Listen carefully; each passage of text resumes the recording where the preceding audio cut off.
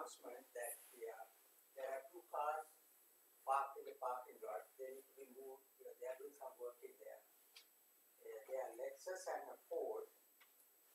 The numbers are 9415 for Lexus, the Ford 58Y C18.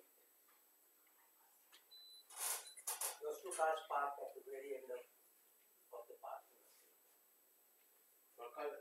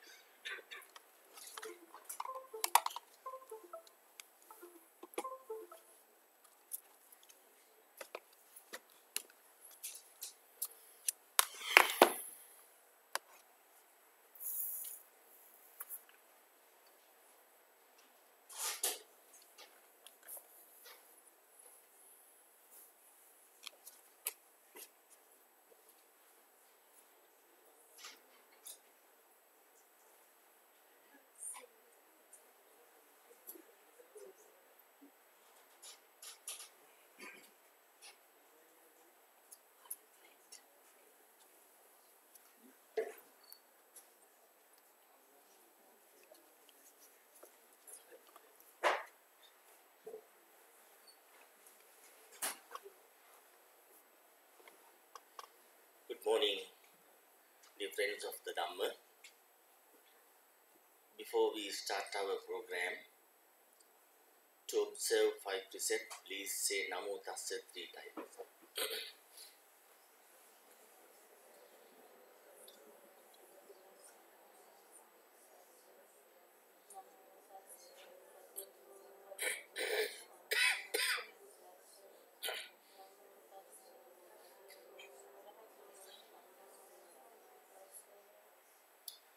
Buddhang saranang gacchami,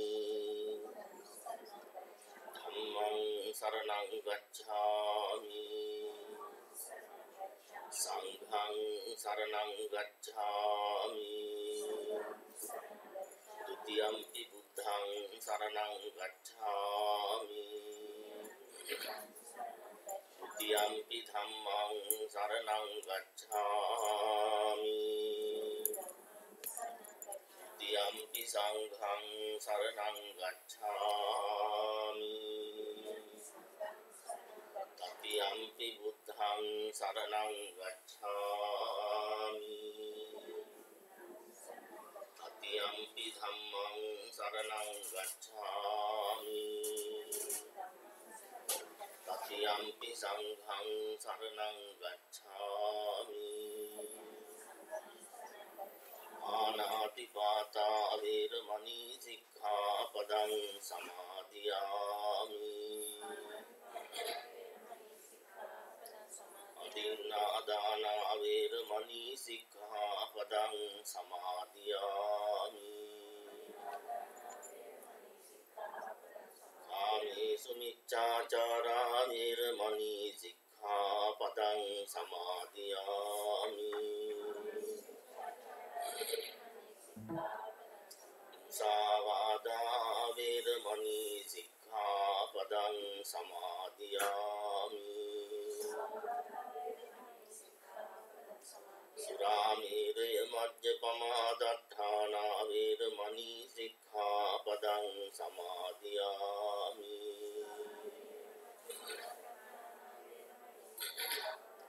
Tisaranena saddhing panchasilang dhammang sadhukang surakkitang kattva appamadina sampadi tabbang.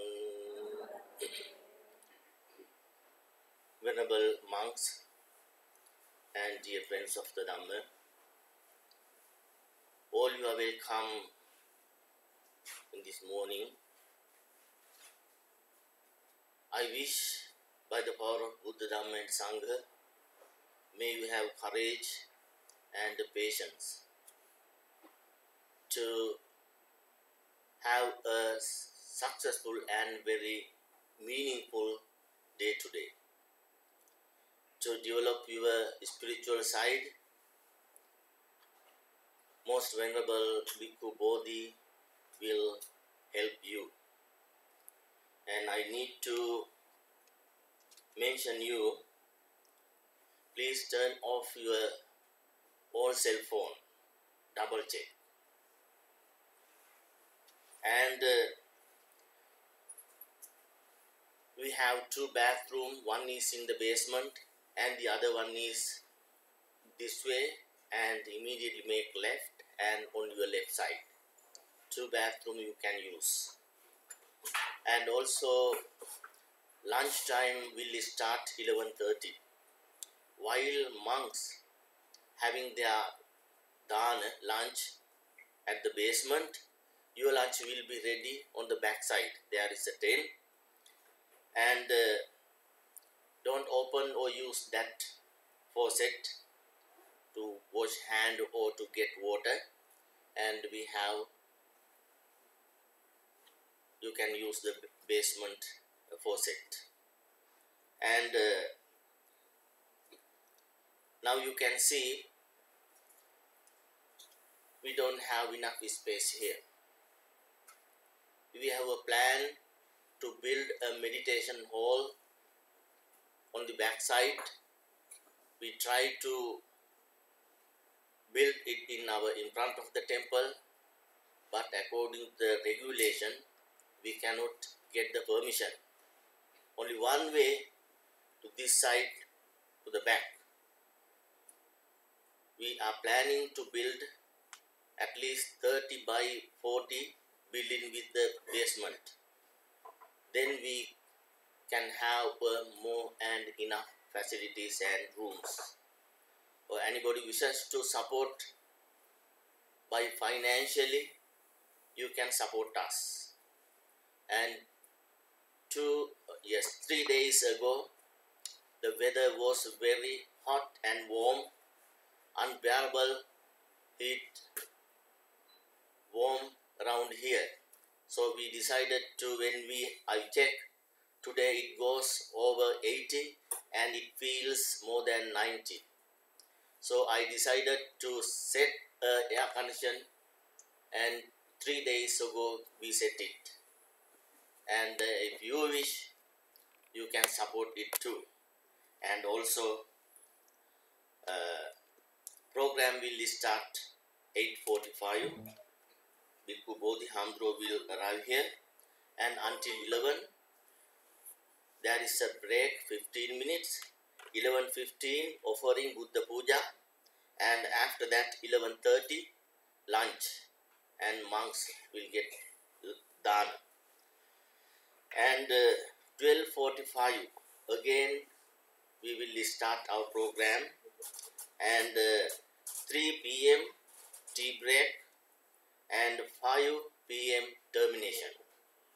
And after that, we need your support to clean up, to arrange, and our tent is there, dismantle and put the correct place and pack and so forth.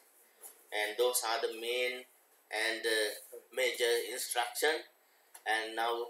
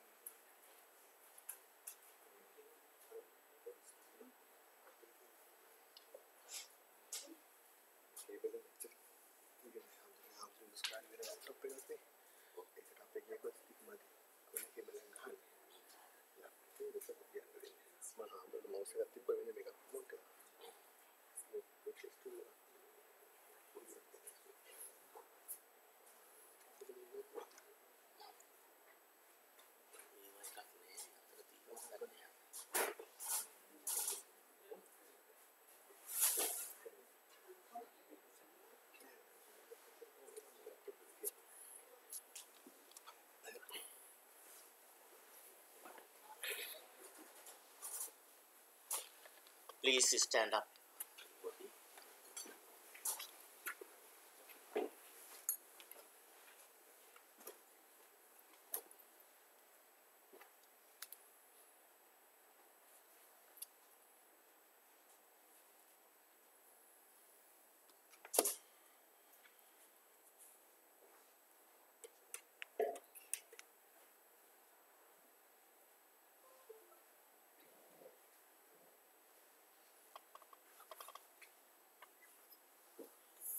House.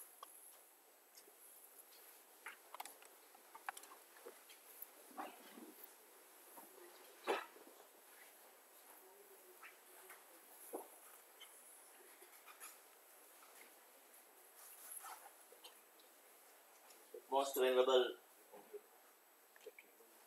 Bhikkhu Bodhi and all the other reverences, dear friends of the Dhamma, in order to perform a nice and very wonderful and meaningful meditation and Dhamma discussion session,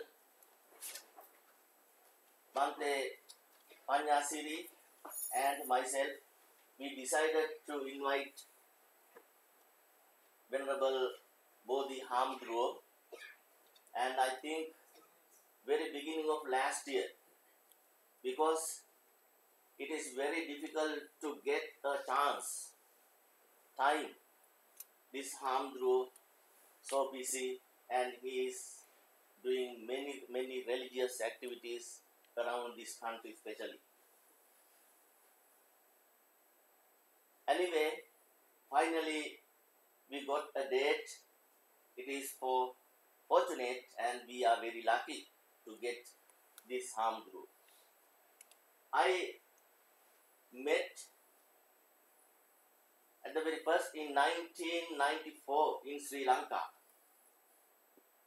Bodhi Hamdru stayed in Sri Lanka, I think, more than 20 years, 25 years. And so he knows who Sri Lankans are. And he can understand Sinhala, and he can speak too little. And so, on behalf of our supporters, all of you, I would like to, you are welcome, most venerable Bhikkhu Bodhi Hamdru. And so, already I have given all information, and if you have any question time to time, you can ask. And now, with most and utmost respect, I am inviting Bhikkhu Bodhi Hamdru to conduct this program. Thank you.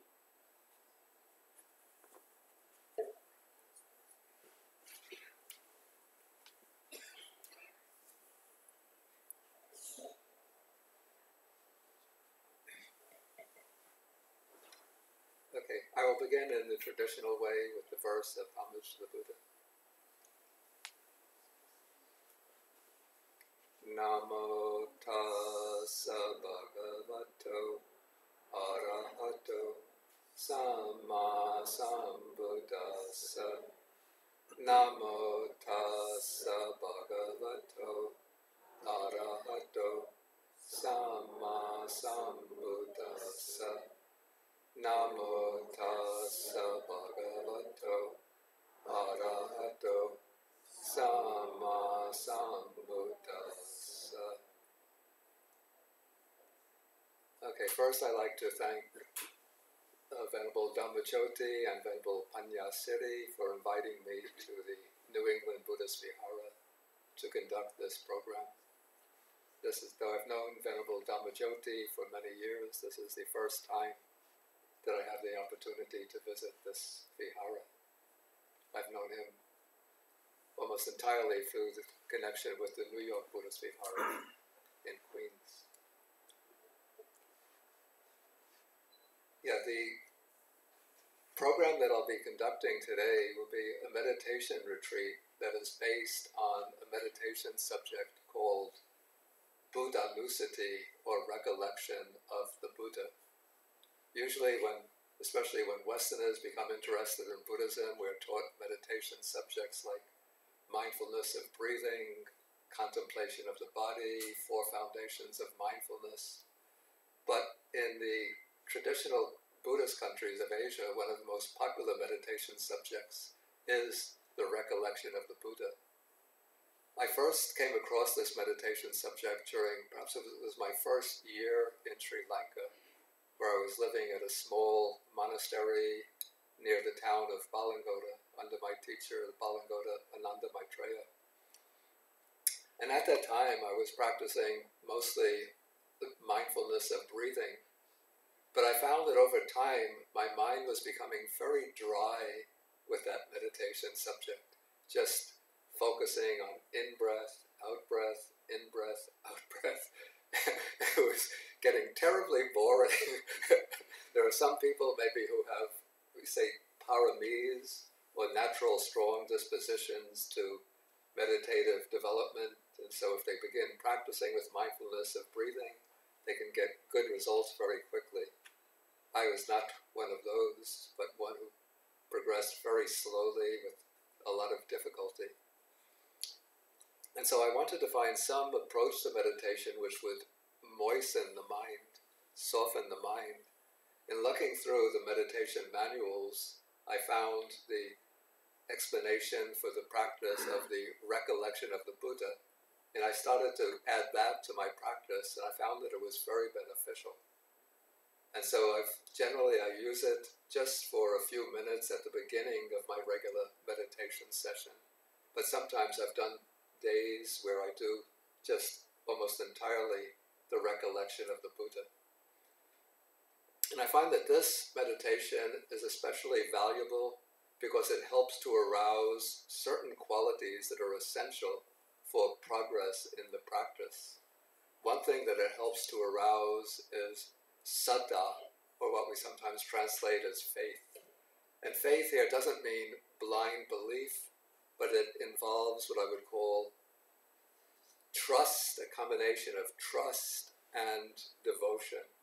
So trust in the case of recollection of the Buddha, trust in the Buddha as being a fully enlightened teacher, and then devotion is a feeling of reverence, veneration, respect, even love for the Buddha as a person.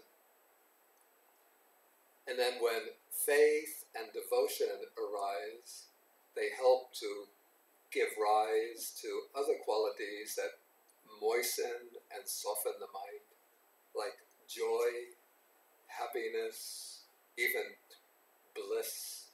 And those are the qualities that conduce to, that help the attainment of concentration, samadhi. And I collected just a short while ago a few passages from suttas in which the Buddha himself praises the recollection of the Buddha. I wonder if we could bring up.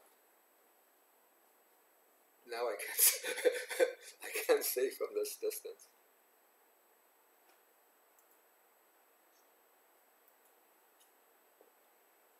Oh, yeah, okay. We could scroll up to the top. And I think we have to expand the size of the text.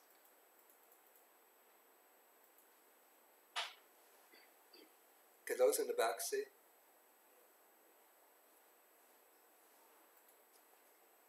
Okay, so I took a passage that's from Anguttara Nikaya. This is the Numerical Discourses, the Book of the Ones, Sutta number 296. Yeah, here the Buddha says that there is one thing that when developed and cultivated leads exclusively or completely to disenchantment, dispassion, cessation, peace, to direct knowledge, to enlightenment, to nibbana. What is that one thing? And that one thing is said to be recollection of the Buddha. Okay, this doesn't mean that recollection of the Buddha just on its own is able to lead to enlightenment or to nibbana. But recollection of the Buddha has the capacity, the ability to engender a state of joyful concentration. And then that joyful concentration has to be supplemented and augmented by the development of insight or wisdom. And so it's the concentration together with wisdom, with insight, that will actually lead to dispassion, cessation, peace, direct knowledge, enlightenment, nibbana. But because the recollection of the Buddha is a very valuable, effective, even potent means of developing concentration, the Buddha praises it as having the ability to lead to those higher attainments.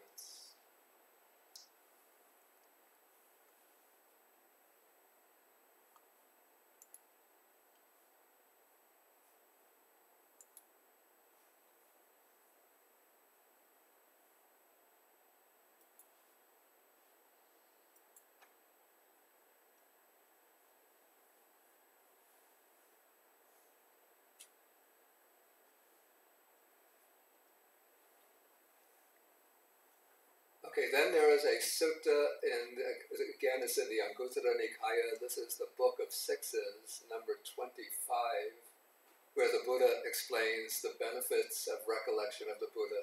So he says, here a noble disciple recollects the Tathagata. The Tathagata is a designation for the Buddha. Thus, the Blessed One is an Arahat, and so forth. When a noble disciple recollects the Tathagata, on that occasion his or her mind is not obsessed by lust, hatred, or delusion. On that occasion the mind is simply straight. One has departed from greed, freed oneself from greed, emerged from it. Having made this the basis, some beings here are purified in such a way. So this shows what's the special efficacy of recollection of the Buddha. That when one is bringing the qualities of the Buddha to mind, then at that time the mind is being focused on an object which is very pure, uplifting, exhilarating. And because of the purity of that object, if the mind is properly focused on it, on that occasion the mind is not obsessed, not overcome by the defilements, particularly the three root defilements: greed, hatred, and delusion.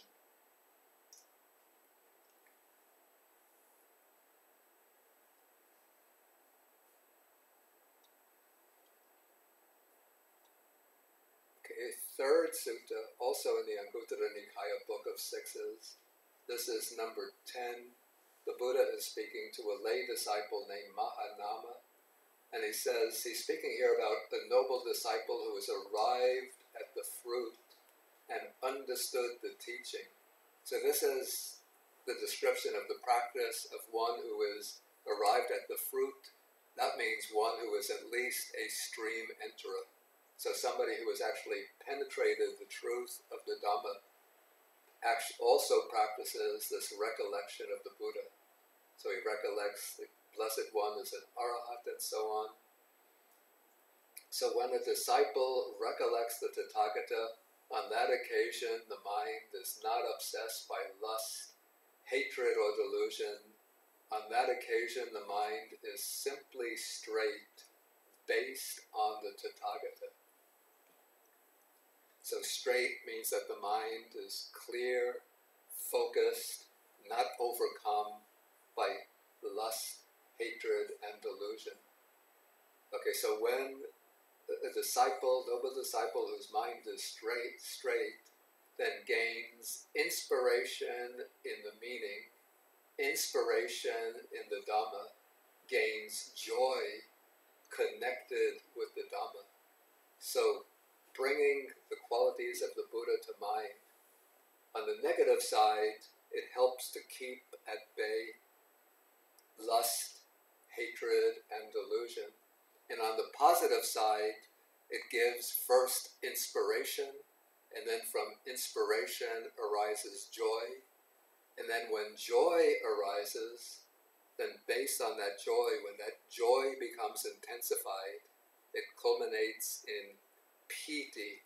Piti is what we translate as rapture. It's a very, very strong, powerful form of joy. Okay, so when joy arises for one, then rapture arises. And then when the mind is uplifted by rapture, then the body, actually it's the body and the mind, become tranquil. One who is tranquil feels pleasure or happiness.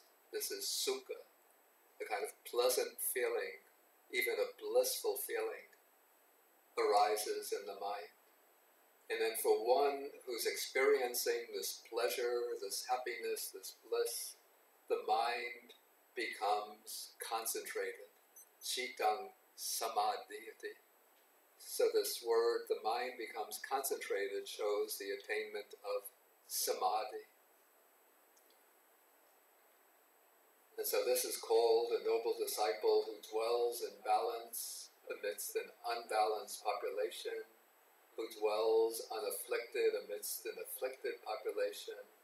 As one who has entered the stream of the Dhamma, he develops recollection of the Buddha.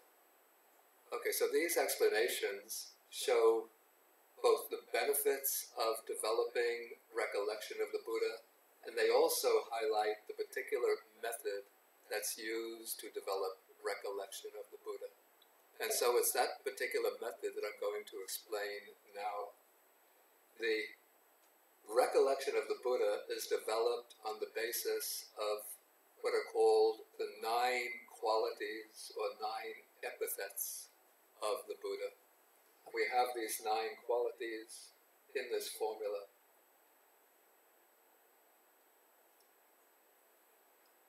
So we have 9 qualities here, 9 designations for the Buddha: Arahat, perfectly enlightened, accomplished in true knowledge and conduct, fortunate, knower of the world, unsurpassed, tamer of persons to be tamed, or trainer of persons to be tamed, teacher of devas and humans, the enlightened one, the blessed one. Okay, so now I'm going to explain briefly each of these 9 qualities, because when we do the meditation, we're going to be revolving these 9 epithets in the mind, sort of turning them over and over. And that is the basic practice, turning these 9 qualities over and directing the mind briefly to each of these qualities. So in order to be able to focus on them and to benefit from them, one has to understand what these 9 designations mean, apart from the literal words. Okay, so the first of the 9 qualities is Arahat. So the Buddha and his accomplished disciples are all called Arahats.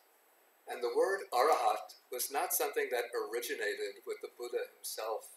The word Arahat was in general circulation during the Buddha's time amongst the different contemplative or spiritual communities, amongst the different ascetics and seekers. And the aim of all of them was to become Arahat, to become an Arahat. Maybe not exactly in the technical sense in which the Buddha used the word, but the ideal figure, the ideal person amongst the different sects was called an Arahat. Even today in Jainism, another religion which developed in India about the time of the Buddha, they refer to the enlightened or liberated person as an Arahat. So the Buddha took this term from the general ascetic environment in which he lived.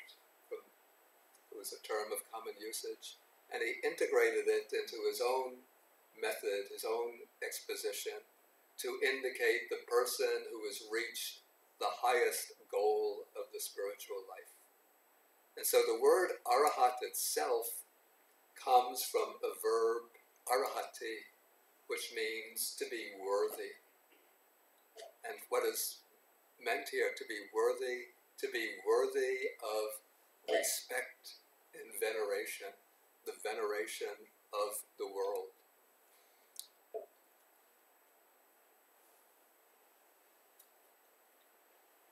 Okay, so according to the Buddha, what makes a person an Arahat, one who is worthy of veneration? We can look at it from 2 points of view. One, from the quality of the mind. It's a mind which has been completely purified of all the defilements: greed, hatred, delusion, anger, conceit, restlessness, all of the different defilements. So one who has cut off these defilements permanently, totally, irreversibly, so that they could never arise again, is an Arahat. So that is the meaning of Arahat from the standpoint of the mind, the quality of the mind. The second aspect is that the Arahat is one who is permanently liberated from the cycle of birth and death, from samsara. So all beings below the level of Arahat are still in bondage to the cycle of birth and death. Because of our defilements, the defilements drive us from life to life, from one existence to another, and thus we undergo rebirth again and again in samsara, the cycle of birth and death. But when one cuts off and eradicates all the defilements, then one is liberated from birth and death. One attains nibbana, irreversible liberation. So the Arahat is one who has cut off, annihilated all defilements, who is liberated from birth and death, and for that reason becomes worthy of the veneration of all the world. And so the Buddha is called an Arahat in this sense. So we could say the Buddha is the worthy one. Okay, the second quality, or epithet of the Buddha, is perfectly enlightened one. In Pali, this is Samma Sambuddho. So in Buddhism, we have three types of enlightened individuals. So one are the Arahat disciples of the Buddha. So those disciples who have followed the Buddha's teaching, practiced the path, and reached the final goal of the path, eliminating all defilements, gaining release from birth and death. So those are the Arahat disciples. The second type of enlightened person in the Buddha's teaching is called in Pali Pacceka Buddha, or in Sanskrit Pratyeka Buddha. This is one who doesn't depend on the teaching of the Buddha, but by himself he discovers the path, follows the path, and gains enlightenment through their practice, eliminating all defilements and gaining release from birth and death. But they don't have a complete understanding of all the different elements or aspects of the truth, the Dhamma. They just realize enough of the truth to gain liberation for themselves, and they don't attempt to communicate or convey their realization to others. That's why they're called Pacceka. Pacceka means privately or personally or individually. So they're an individually enlightened one who gains enlightenment without dependence on another teacher, without dependence on the instructions from another. They realize a limited portion of the truth, but enough to gain liberation, and they don't make any attempt to teach. Then the third type of enlightened person is a Samma Sambuddha. This is what we translate perfectly enlightened one. So the Samma Sambuddha reaches, it discovers the path on its own without depending upon a teacher during a period when the Dhamma is not being taught, when the Dhamma of liberation is not being taught. So he discovers the path to liberation, follows the path, realizes enlightenment, and through his realization, because of his accumulation of spiritual virtues over many past lives, he's able to realize the entirety of the Dhamma, to realize all of the laws and principles of the spiritual life in complete detail. And so this is why we say Samma. Samma means completely or perfectly. And then once the Buddha realizes this fullness, fully realizes the totality of the Dhamma, then out of compassion for humanity, he teaches the Dhamma and establishes the Dhamma in the world. So this is the Samma Sambuddha, the perfectly enlightened one. So that is the second epithet of the Buddha. The third epithet is Vijacharana Sampanno, which we translate accomplished in true knowledge and good conduct, virtuous conduct. Okay, so this is sometimes explained in detailed ways, technical ways, but I don't want to go into a detailed technical explanation. But we could just take, for the purpose of for practical purposes, the Buddha is one who possesses good conduct. His bodily action, his speech is always governed by ethical principles. He always acts with gentleness, with kindness, in compassionate ways in relation to others. And he possesses vijja, which is clear accurate knowledge of different, usually they explain this as the three kinds of clear knowledge: recollection of past lives, the knowledge of the workings of karma, and knowledge of the liberation of the mind from the defilements. Okay, so we have Vijja Charana Sampanno.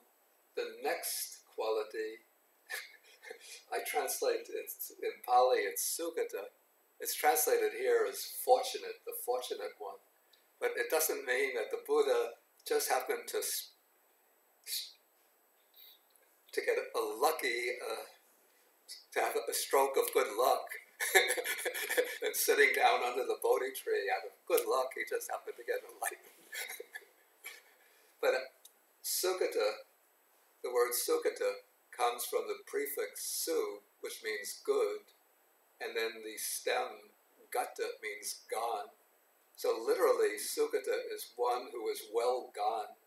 And so this could be understood in the sense that the Buddha is one who is well gone because he's gone to a good destination, that destination being Nibbana.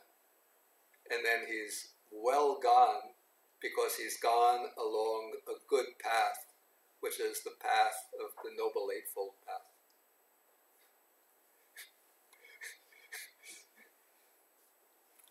So don't think, if only I could get a little bit of luck, I will be a fortunate one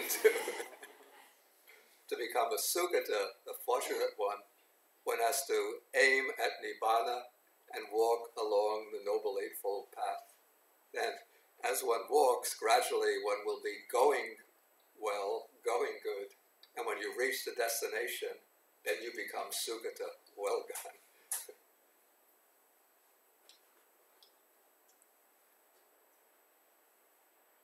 Okay, then the next characteristic is Loka Vidu, knower of the world.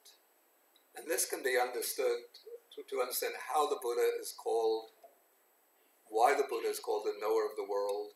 We could look a little bit at the meaning of the word world in Buddhism. This is the word loka. So there are different ways to understand how the Buddha is called the knower of the world. In one sense, the world is the totality of conditioned phenomena. And so the Buddha has examined all of these conditioned phenomena, and then he's divided them up or classified them in various ways. So we have, for example, the 5 aggregates. So we have material form, feeling, perception, mental activities, and consciousness. So there is a sutta which says that this is called the world in the teaching of the Noble One. That is the 5 aggregates. So the Buddha has thoroughly understood the nature of the 5 aggregates, understood their specific nature, understood their general characteristics, that all conditioned phenomena are impermanent, unsatisfactory, non-self. So in this way, the Buddha is a knower of the world. He's also a knower of the world as the 12 sense bases: eye, ear, nose, tongue, body, and mind, and their respective objects, the 18 elements, and so forth. So the Buddha has looked at all conditioned phenomena and then divided them up, classified them in these different schemes of categories. And in this way, he brings in the totality of phenomena, of conditioned phenomena, in a way in which we can investigate and examine them in our own experience. And because the Buddha has understood all conditioned phenomena in this way, he's called a knower of the world. Again, a Buddha is called a knower of the world because through his enlightenment, with the development of certain superior faculties of knowledge, he can understand, or he directly knows, all of the different realms of existence. And so again and again in the suttas, he's taught about the nature of these different realms. Sometimes we have the 5 realms, the hell realm, the animal realm, the realm of afflicted spirits, the human realm, and then the celestial or heavenly realms. And I mean, I don't want to get into a polemical point here, but there's a common trend now to interpret it amongst Western Buddhists, to interpret these realms metaphorically. But if we look really at the suttas, we don't find any indication that the Buddha is using these terms metaphorically. In fact, when he speaks about rebirth into these realms, he says, with the breakup of the body after death, such a one is reborn in hell, or reborn in the animal realm, reborn back into the human realm, reborn in the heavenly realms. Okay, so the Buddha is a knower of the world, and that he's looked at the entirety of the cosmos, all of the potentials for sentient existence, and sees the different realms into which beings can be reborn. And he's explained also extensively the karma that leads to rebirth into these different realms. Okay, the third way in which the Buddha is the knower of the world is that the Buddha understands the world, I would say in this case the human world, in terms of the different proclivities, inclinations, interests, capacities of human beings. So the Buddha sort of sends his mind out using his special power of knowledge to look at the minds of living beings, particularly the minds of people to be taught. And he sees what are their inclinations, what are their tendencies, what are their potentials, their character traits. And on the basis of this knowledge, he can function as a world teacher. And so I find, this is the way I look at these 9 characteristics. We start to see a progression from the first 1, 2, 3, 4, show primarily the Buddha in terms of the value of his attainment in relation to himself. He's Arahat because he's liberated from all defilements and from samsara, perfectly enlightened because he has this vast, extensive knowledge. He's one who possesses accurate knowledge and good conduct. He's fortunate in that he's reached the final goal. Okay, then with knower of the world, we get a transition to the qualities which follow, which show the Buddha in his role as a teacher and a guide for others.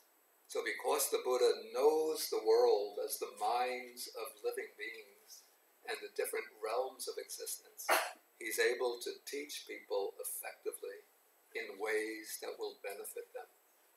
So this leads into the next epithet, which is unsurpassed trainer of persons to be tamed. This is Anuttaro Purisa Dhammasarati.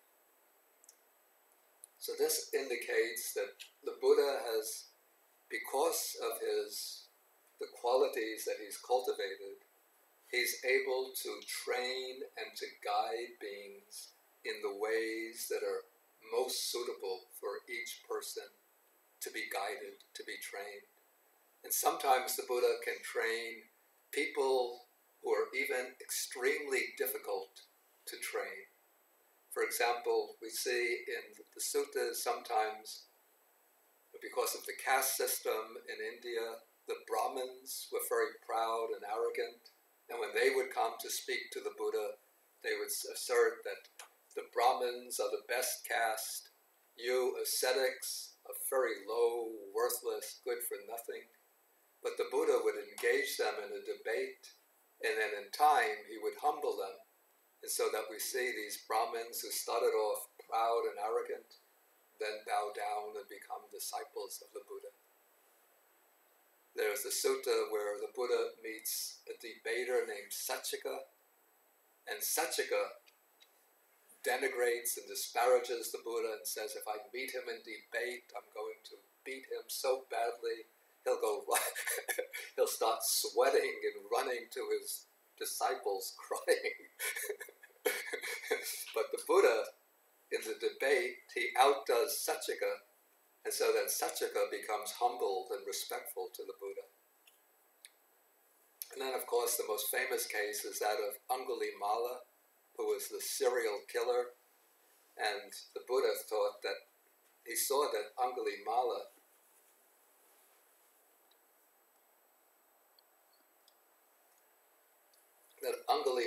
has the potential to achieve arhatship, even though he's killed hundreds of people. So the Buddha went to meet Angulimala, and people were warning him, don't go into that forest where Angulimala is living. He's a murderer, he'll kill you. Please, please, Bhante, don't go. But the Buddha went, he met Angulimala, and using some of these psychic powers, he transformed Angulimala so that Angulimala came out of the forest, following the Buddha, became a monk, and eventually became an arhat. So the Buddha, through his skill in understanding the minds of people and his skill in using the appropriate, skillful means of teaching, is able to train and to tame even very difficult people. So for this reason, we call him the unsurpassed trainer of persons to be tamed. Okay, then the next characteristic or epithet is Satta Deva Manusana, teacher of devas and human beings. So the Buddha, as we know from the suttas, through his life, he teaches many, many countless human beings. But also we see that, especially at night, late at night,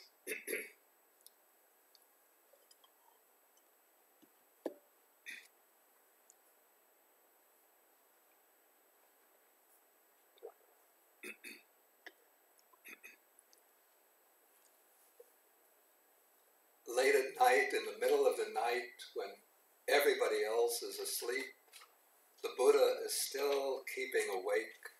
And then in those still hours of the night, then the devas from the different deva worlds, the deities, come down to the Buddha and ask him questions, and the Buddha gives them instructions. And many of these suttas spoken to the devas have been collected in these, especially in the Samyutta Nikaya, in the first chapter of the Samyutta Nikaya. Okay, so the Buddha is the teacher of devas and human beings. Okay, then the next epithet that's mentioned is Buddho, which is translated enlightened one. But when I reflect on this, I ask myself, what is the relationship? Why is the Buddha called Buddho after he's been called as the second epithet, Sammasambuddho? They seem almost the same word. Sammasambuddho, and this one is Buddho. And what strikes me is that when the Buddha is called Buddho, the enlightened one, it means not only that he's enlightened within himself, but he is one who enlightens others, who awakens others, who conveys the liberating truth to others. Okay, so with teacher of devas and humans, but let's go back. With the unsurpassed trainer of persons to be tamed, we see that the Buddha is able to tame those who are stubborn, obstinate, hostile, aggressive, unruly, to tame them, to subdue them, to make them gentle, respectful, humble, and open to instruction. With teacher of devas and human beings, it shows that the Buddha is able to convey the teaching to others. With Buddho, he's able to enlighten others, to awaken others, not simply to teach them, but to teach them in a way that opens their mind to the realization of the truth. Okay, then the last quality, the last epithet that's mentioned is Bhagava, which I follow earlier translators in rendering this the Blessed One. but it's a little bit misleading, that term, since it might be taken to suggest that there's somebody like a god standing over the Buddha who says, I bless you, therefore you're the blessed one. But the word Bhagava, I don't know the origins of the word. Certainly it's pre-Buddhistic, but it is used in Indian spirituality as a designation for that person that the followers regard as being the most exalted individual, the one who is like the supreme spiritual master. And so for the Buddhist, then the Buddha is the supreme spiritual master, so he's called Bhagava. And I take this in the sense not simply that the Buddha is the supreme teacher, but that the Buddha is also the source of blessings for others. So not merely the blessed one, but the blessing one, the one who through his vast accumulations of merits is able to benefit those who simply bring him to mind and reflect on his qualities.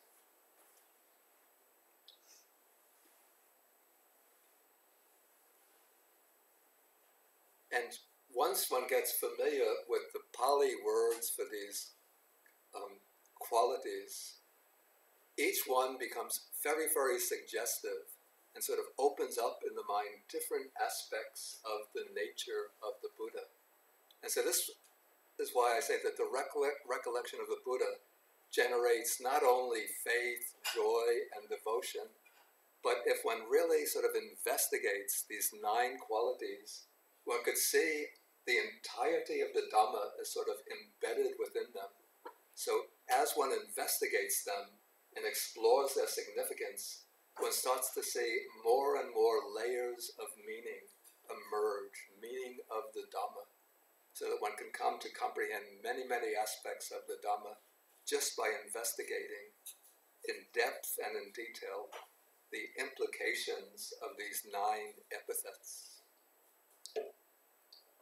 Okay, maybe at this point, now I'll ask whether there are any sort of practical questions in understanding the meaning of these 9 terms. I don't want to get into theoretical questions, but any practical questions in understanding the meaning of these 9 expressions. Yes, please. Some people divide the 6th quality into 2 parts, like Anuttara and Buddhist. Is it possible to take it as 2? Yeah, I think that's not correct. I've seen some people do that, but in other places one finds that expression just occurs on its own. How the Buddha is Anuttaro Purisa Dhammasarati. I think it's Majjhima Nikaya Sutta number 137. I think it's 137 or 138. If you look there, you'll see Anuttaro Purisa Dhammasarati just used on its own. And so it wouldn't make sense there to divide it into 2 parts. And so that's why here it should be taken as one expression.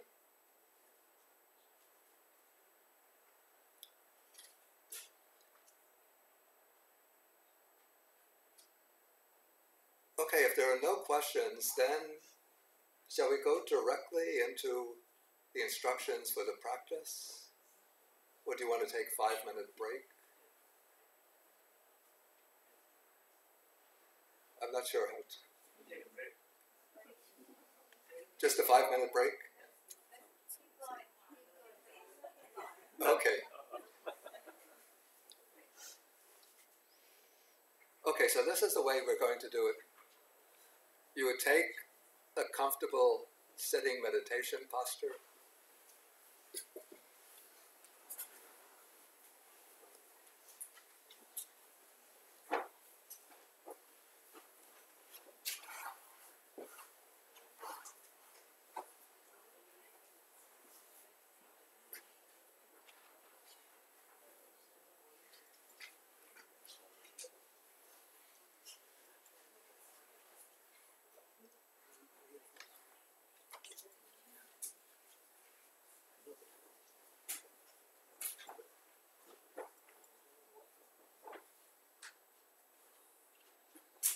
somebody close to this. Is this the sleep one?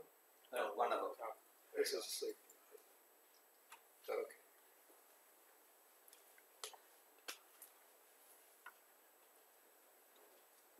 Okay, you put the hands, again, you put the hands,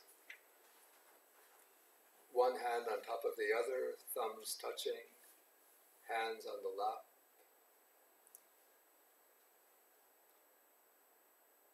Eyes should be closed. But let me say, in this meditation, maybe I should backtrack. As I go through the 9 qualities, you keep in mind an image of the Buddha, one that you find particularly uplifting, inspiring, that generates faith and devotion. This isn't an exercise in visualization. You don't have to be able to visualize the image of the Buddha in detail. But just sort of in the background of the mind, you have this image. If you don't have a favorite Buddha image of your own, you can use the image here, the Buddha Rupa here, as the basis. You can just look at it for a minute or so to get the impression, and then keep that image, even if it's somewhat vague, you keep it in the background of the mind.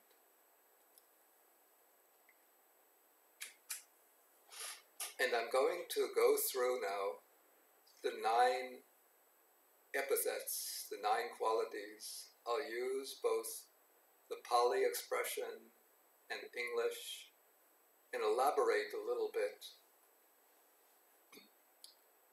to help you get a sense of the flavor of each expression.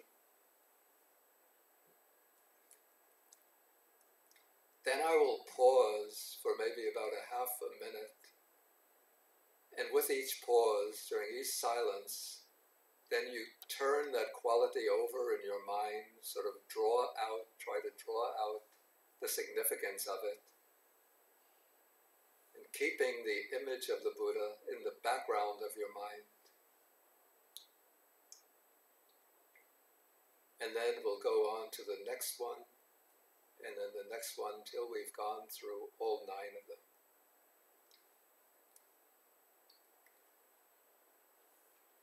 Okay, first let the mind settle down a little bit by just focusing on the breathing. Just be aware of the in-breath and out-breath.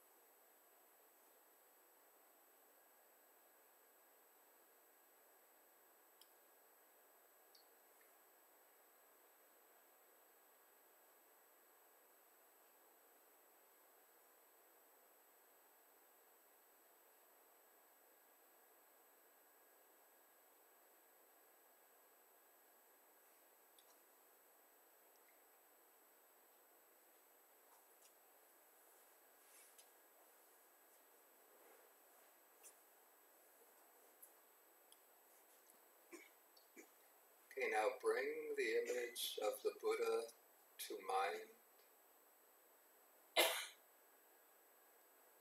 See that image of the Buddha in your mind's eye. Peaceful, gentle.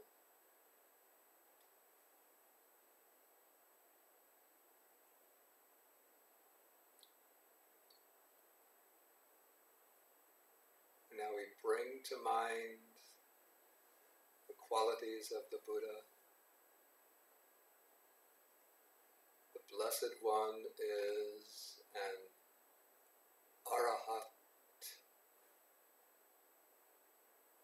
worthy one,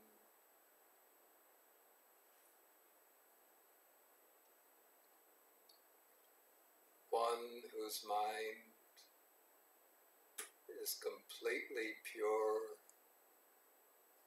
purified of all the defilements, greed, hatred, ignorance, all eradicated totally, irreversibly,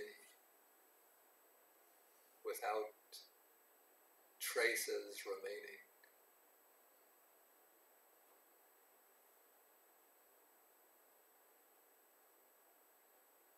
And he is Arahat as one who is liberated from the beginningless cycle of birth, aging, and death.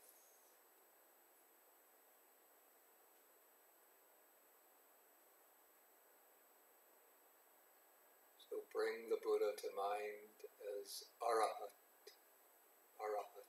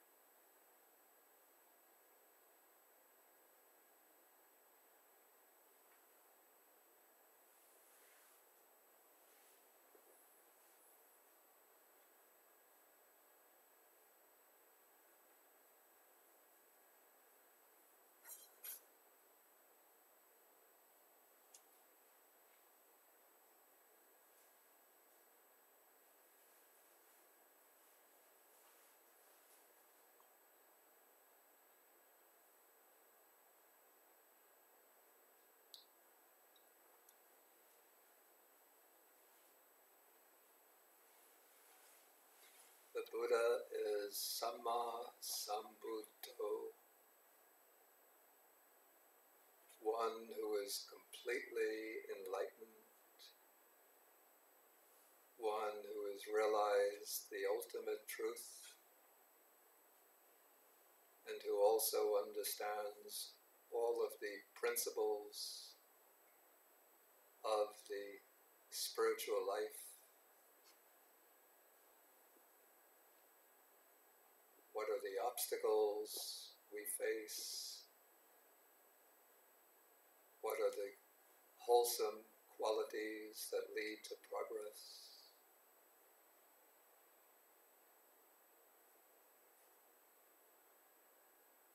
What is the path that leads to liberation? All of these principles have been thoroughly understood and taught. And so because he has fully understood them, we call him Samma Sambuddho, the perfectly enlightened one.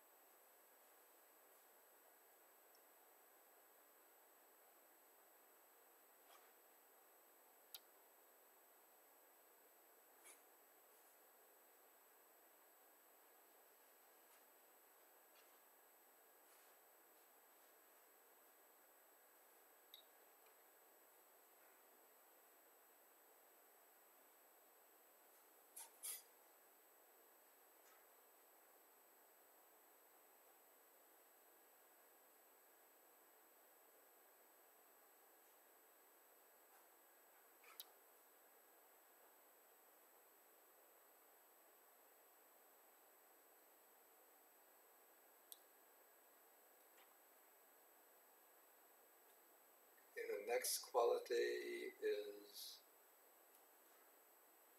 Vijacharana Sampanno, one who possesses charana, which is good conduct, conduct restrained by the principles of ethics,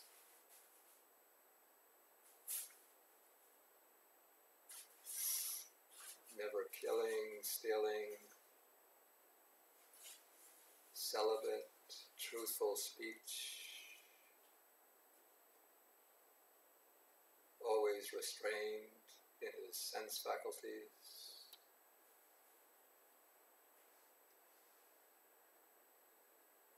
His conduct always inspiring reverence from others.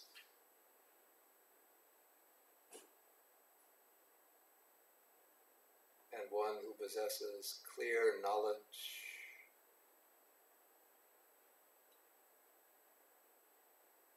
clear, accurate understanding.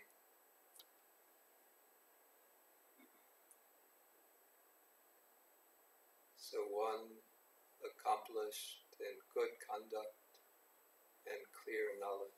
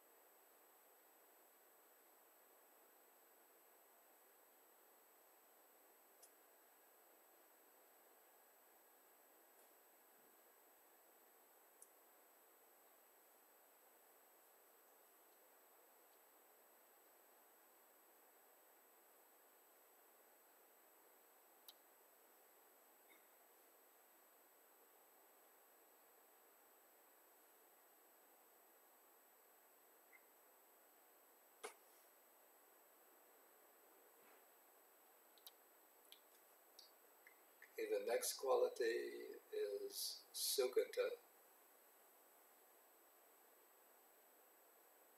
which I translated as fortunate one. It means one who has gone well to the good destination, to the ultimate goal, one who has reached the ultimate goal of Nibbana.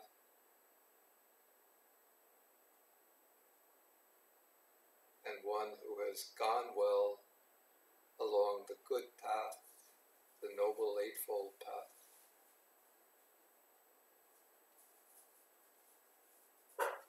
So Sugata, the well-gone one.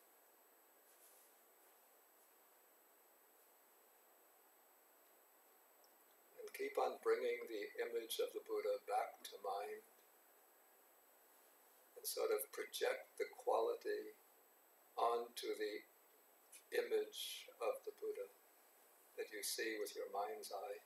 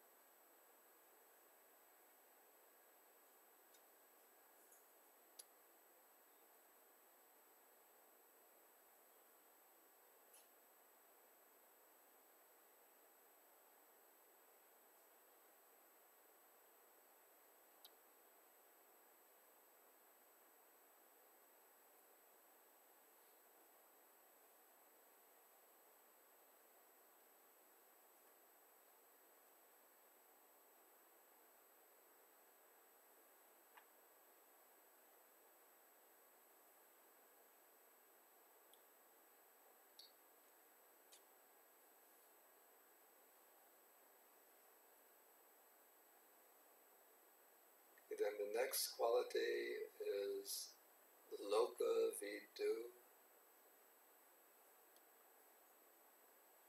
knower of the world.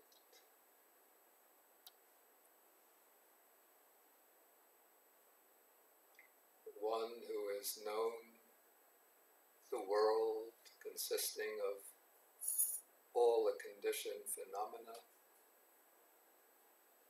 comprised in the 5 aggregates.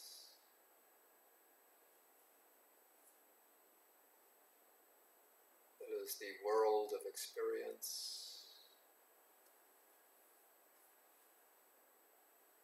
One who has known the world with its many different planes of existence, many different dimensions of sentient beings.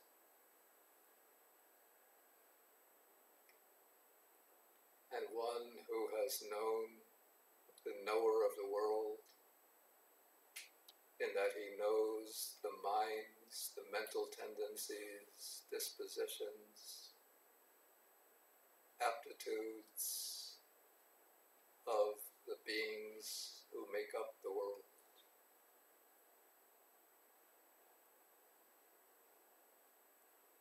So, knower of the world.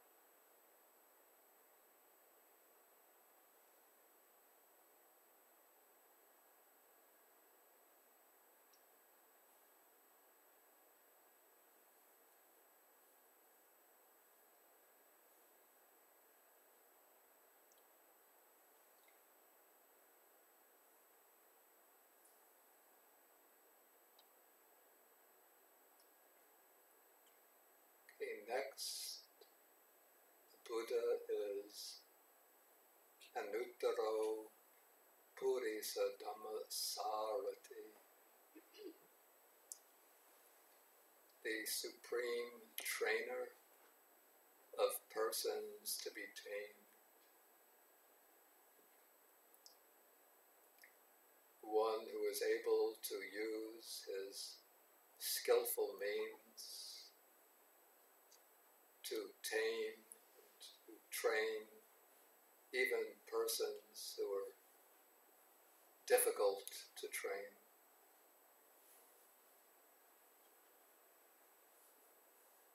Who's able to lead those who are proud and arrogant, to tame them so that they become humble and gentle,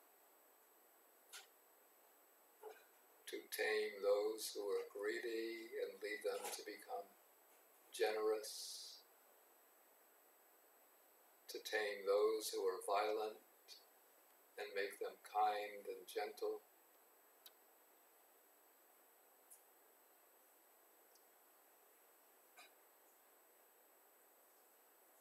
to tame the foolish and to lead them to wisdom.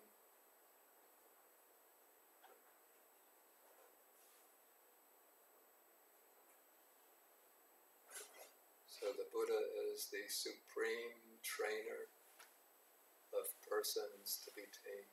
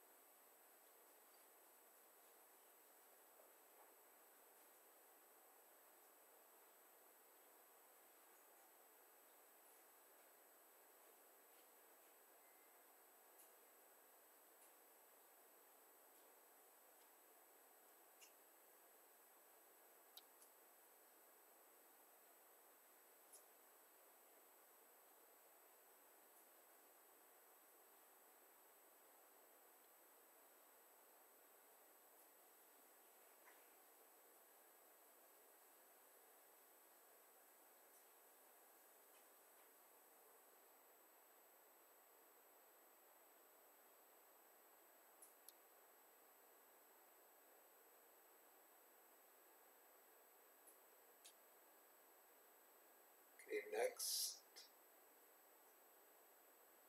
is Satta Deva Manusanam, teacher of human beings and the devas, the deities.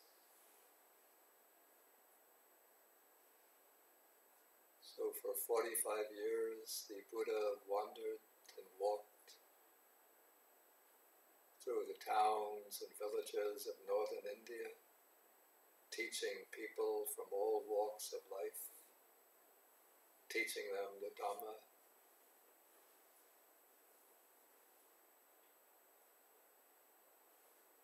And then at times, late at night, the deities from the different world systems would come to the Buddha to seek instructions.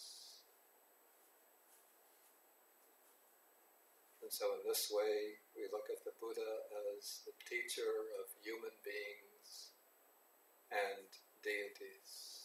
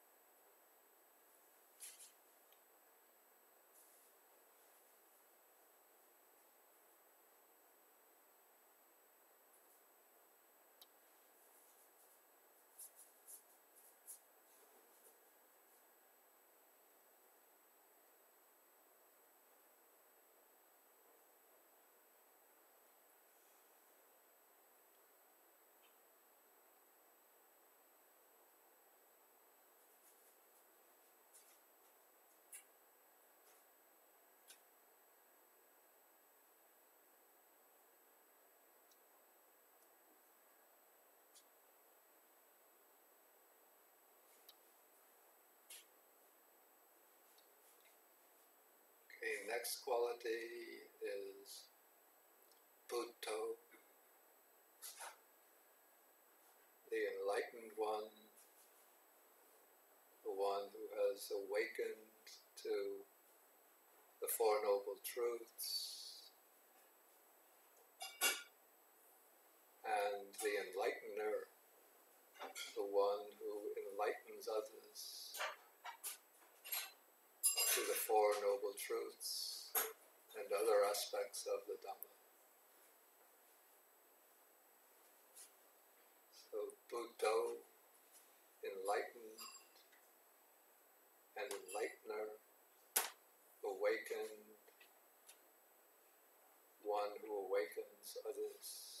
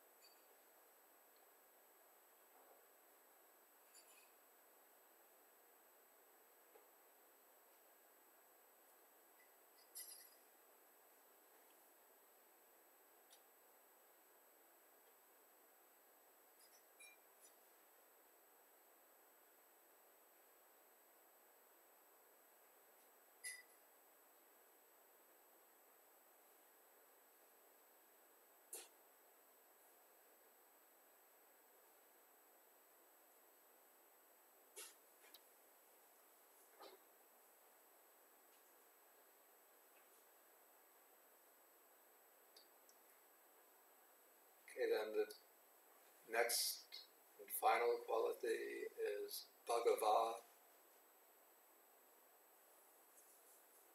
one who is endowed with abundant,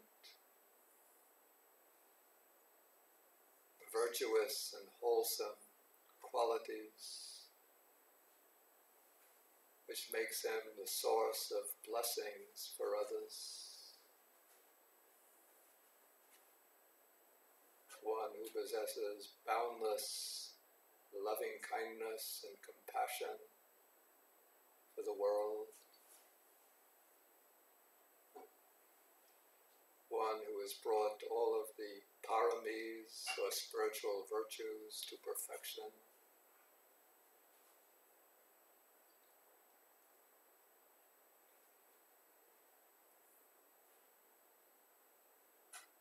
And therefore takes on the position of being the guide, the spiritual guide for the world.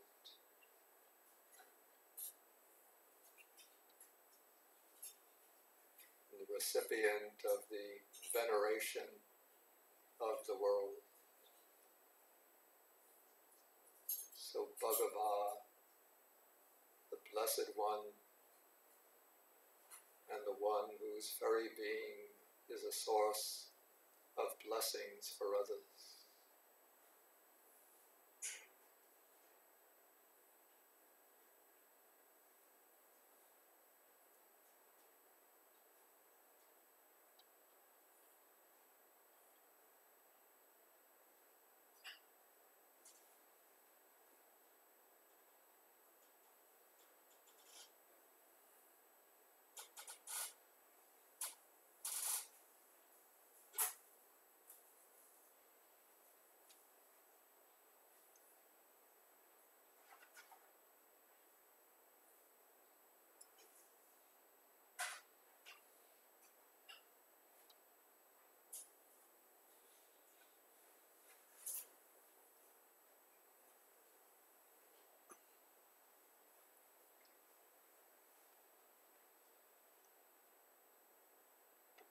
Okay, now you come back to your breathing. Sort of drop the image of the Buddha from your mind and bring your mind back to your body.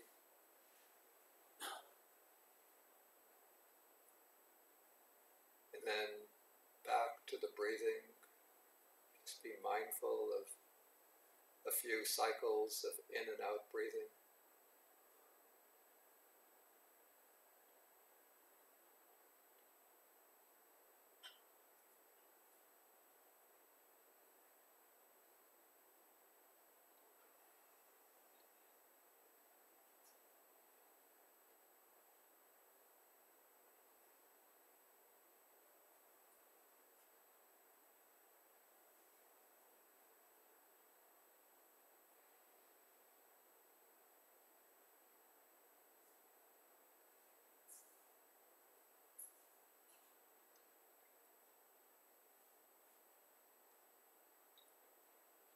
Okay, and then you can slowly open your eyes to end the session of sitting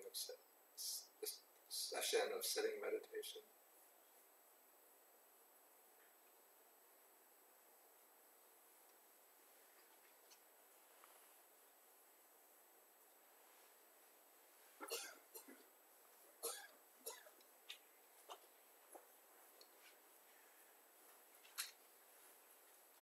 Okay, shall we do then some walking meditation outside? Yeah, because you know the routine here. I just arrived yesterday. Yeah. Okay, so we're going to do maybe about 20 minutes of the walking meditation. So when we do the walking meditation, I understand we walk in single file. Is that the way you do it? Okay, and then as you're walking, you just be aware of each step. Is there anybody who's never had instructions in walking meditation before? Okay, it's good if you can. It's good because there are kids who haven't done, so it's good if you could give a little instruction because there are kids who have never done. Okay. Yeah, we're going to be walking at a moderately slow pace, not the extremely slow way of walking meditation that's used in the Burmese system. But we walk at a moderately slow pace, and as you take each step, you be aware of that step. You be aware, experience yourself lifting the leg and putting it down, and as each foot touches the ground, you be aware of the touching of that foot on the ground. So when you're taking the right step, then when you put the right foot on the ground, you be aware of the touching of the right foot on the ground. Then when we take the next step, you be aware of the left step, and then of the contact of the left foot on the ground. Then again, with the next step, right step, foot on the ground, left step, aware, foot on the ground. And this way, till we're going to walk, I think it's about halfway down the driveway. Then we turn around and then come walking up the driveway. Do you stay still like 30 minutes meditating? Because I only lasted 2 minutes sitting down meditating. Can you do meditation? I'm not hearing so well. You know, in the breathing in and out meditation, Yeah. like when you're sitting down like this, Yeah. I had a very hard time, like Keeping the mind, hard time. like in the posture. Yeah. So I couldn't concentrate, like Okay. in my meditation. So I had to go all the way in the back to see because I couldn't stay still. Let me see if I can get the problem correct. The problem was with the sitting or with keeping the mind on the breath? No, I couldn't stay still. I don't know. You couldn't stay still. Yeah. Yeah, that's where you have to make determination with the mind that I'm going to keep the body still, not let the body move. Even though, if you see, the reason you're moving the body, some thoughts are coming into the mind which are motivating you to move the body. So when those thoughts come into the mind, like, I feel uncomfortable sitting, I want to move. Yeah, that's what happened. Yeah, you just observe that these are thoughts and let that thought go and bring the mind back to the breathing, wherever you can experience the breath most clearly. Don't act on the thought. The thought comes, I want to move. Don't act on that thought, but just observe a thought has arisen. But then my legs start to hurt. The legs are hurting. Okay. If the leg is hurting, normally we say, if it starts to hurt a little bit, don't move at once, but just recognize painful feeling has arisen. Just observe the pain and then try to bring the mind back to the primary object. If it's the breath, the in and out breathing, if the pain is arising while we're doing the recollection of the Buddha, bring the mind back to the quality of the Buddha. So the pain is going on. The fact that there's pain there doesn't mean that you have to move immediately to get rid of a little pain. Because that's how people learn to sit for longer periods of time. You know, like somebody who's beginning to meditate doesn't just sit there and immediately sit for 1 hour without experiencing any pain. But its pain arises, and instead of moving as soon as the pain arises, one just sits to endure the pain. Because initially it's not too bad, and then you just bring the mind to the primary object and let the pain continue. If the pain becomes stronger, you could even just focus on the pain. So just observe the painful sensations arising, arising, arising. If the pain gets really strong, to the point where you can't take it anymore, then you can slowly and mindfully readjust the legs so that the pain goes away. Yeah, but don't immediately start changing just because a little pain comes. Yeah, that's the way one strengthens the ability to sit for a longer time, is by enduring the pain. So I have a question about the practice.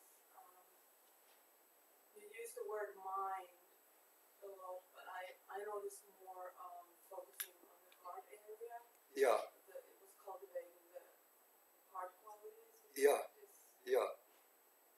That's actually a very good point, because it seems to me that with certain types of meditation, one experiences their impact. I use the word mind, but it seems to me that the mind, a part of the mind has its physical basis in the heart area. So that would be applied to the devotional meditations like recollection of the Buddha, and what we call the immeasurables or the Brahma Viharas like loving kindness, compassion. One feels them sort of physically more in the heart area than in the head. It's still part of the mind, but the mind is not only up here, it's also based here. Okay, any other questions? Is it okay to look at the Buddha statue without closing the eyes? Without Closing the eyes? I'd say my suggestion would be one could look at the Buddha image from time to time in order to get the impression, the visual impression, but then close the eyes and sort of keep that impression in your mind's eye rather than keeping the eyes open looking at the Buddha statue.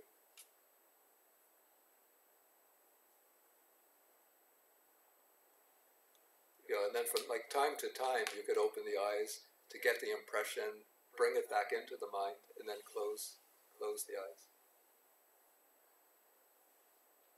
What's the point of doing this meditation? Is it to instill the qualities within yourself? Is that what's the purpose really of doing this meditation? Is it, I just want to know if it is to instill the qualities of Buddha within yourself. Is that the main idea?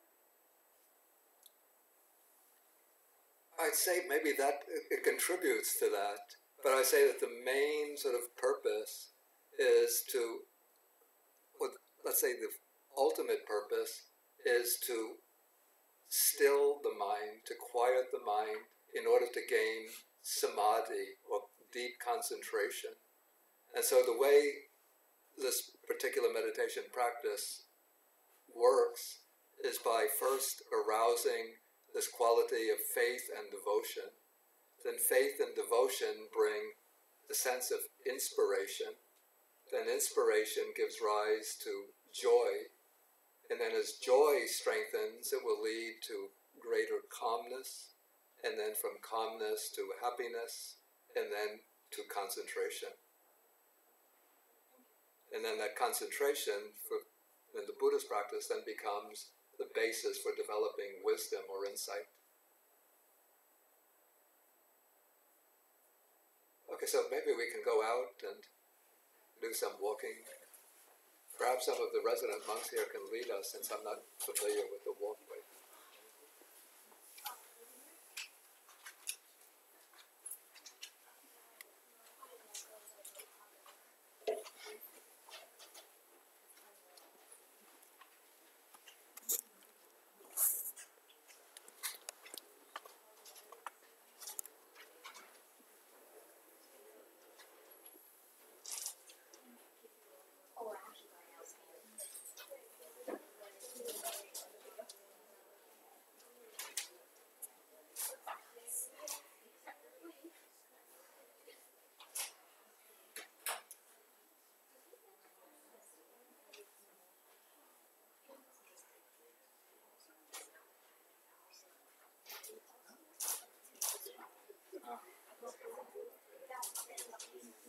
One line or two lines. Maybe we have to do 2 lines. Right. Because it's